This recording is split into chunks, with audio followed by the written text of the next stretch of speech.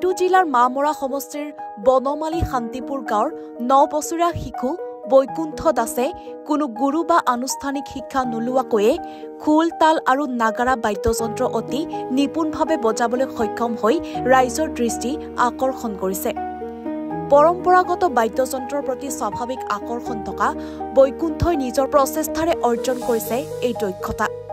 গাঁৱৰ বিভিন্ন অনুষ্ঠানত তেওঁৰ বাদন শুনি মুগ্ধ হৈছে স্থানীয় লোক।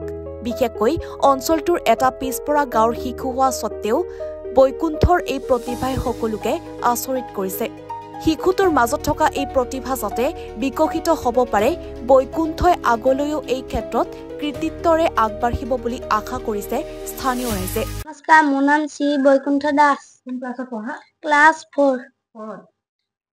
তুমি কি কি বজাব জানা? মই নেগেৰা, খোল, তাল, ঢোল আৰু কি গান গাব জানা? গান জানো, লোকগীত, দিহানাম, বৰগীত, কবিতা আবৃত্তি, গান।